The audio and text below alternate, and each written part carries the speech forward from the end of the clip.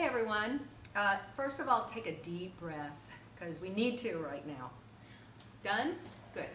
So talking about the breath, especially now, and a lot of sitting around is going to happen if we're self-quarantined, make sure that you spend time breathing deeply. It doesn't matter how, just take some deep breaths and exhales because you want to keep those lungs moving the air in and out. So sometimes there's confusion about breathing, like, well, I thought I was supposed to breathe out my belly and let it, expand.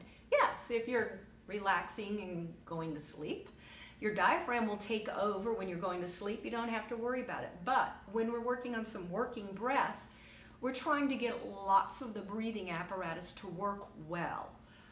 It doesn't always play well together, as Kaylee likes to say. We want them all to play together a little bit more and not have somebody stand like this in the corner, usually the shoulders.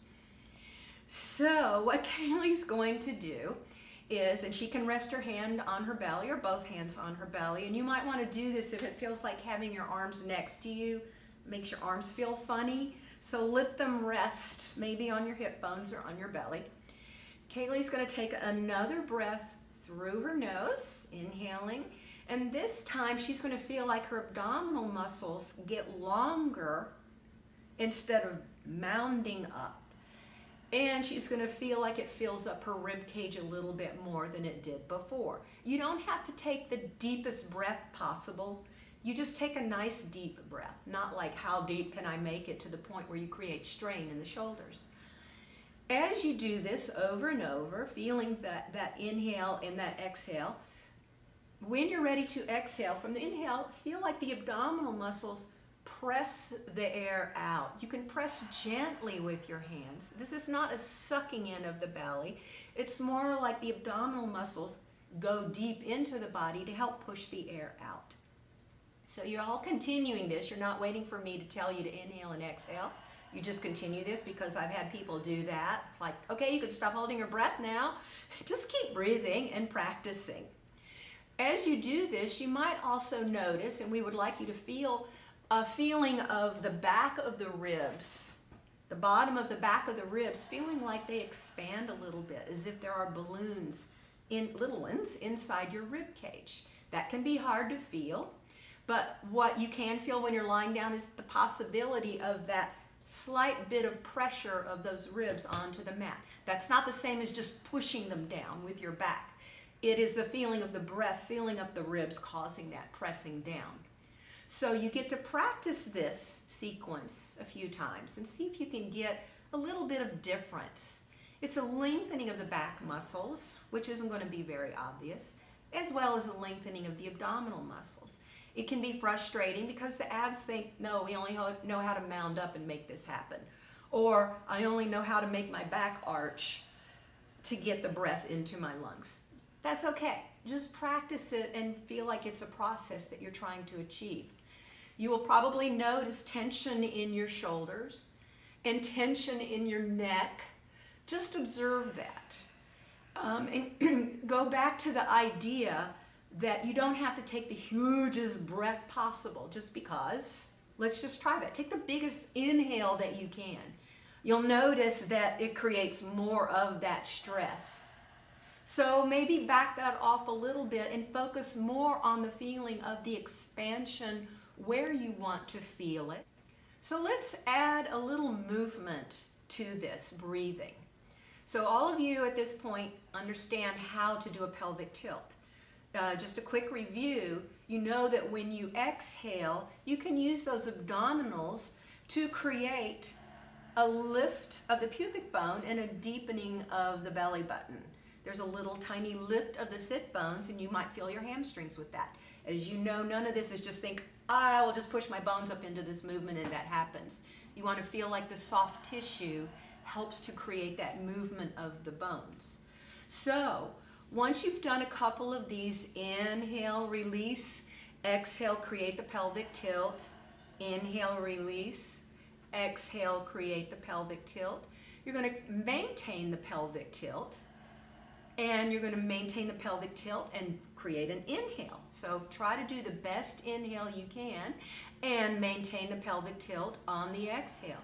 What you might feel is an even better expansion in the back of the ribs, as well as a sense of a lengthening and stretch from the bottom of the ribs all down to the pelvis, and maybe a little more in those areas. And more abdominal engagement. And more abdominal engagement. If you maintain the idea of keeping your hands on your hip bones or your belly, you might also add a slight action of the triceps pressing down, just to feel like you're holding them against the mat by activating them. That little press goes from the triceps up by the shoulder down to the elbow. Don't just do it from the elbow.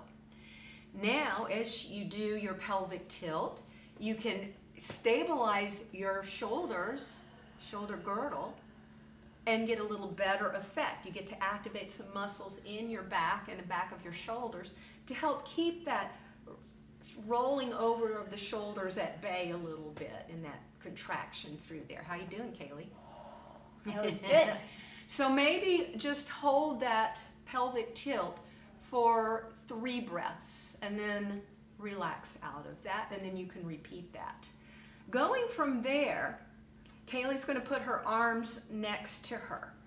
And most of us aren't able to get our arms straight and have our shoulders in place. So Kaylee's going to demonstrate what happens when she activates the shoulders, and notice that she's not able to get her lower arms and her hands down.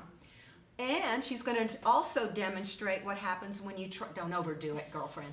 Pressing down, the shoulders are going to come up and forward. So what you're going to do is have those shoulders fairly placed. Don't worry too much about the arms. Just let them, the lower arms, let them be where they are, but let this be the winner in this. Now, she's going to exhale, and she's going to lift her arms up towards the ceiling. She's not going to bend her elbows more. She's not going to straighten them more. She's going to kind of keep that curve that she had to start with. And while her arms are up here, she's going to inhale, and she's going to exhale again. You might notice when your arms came up that your shoulders came up to the ceiling. I know your arms are probably getting tired at this point, but stay with me. On purpose, push your arms up toward the ceiling. Feel how those shoulders get round. On the exhale, pull the back of the shoulders, back of the arms, through here, back to the mat. You might notice that your mid-back lifts up. Try to work that exhale. Remember that inhale and that exhale. Pressing the belly down, the spine down, the inhale, filling up the back of the ribs. See if you can do that to minimize how much that back arches. Now take your arms a little further back, maybe about this far. You're going to have to engage a little bit more here, which is a good thing to do when you're working on the breath, because it helps stabilize areas of your shoulder girdle and your rib cage. So now a couple more inhales and exhales, and then add a pelvic tilt to that, still maintaining this. Now you're going to get more stretch through the back, and you're going to get some bonus strengthening work through the arms here. Come back out of this and bring your arms back down and rest.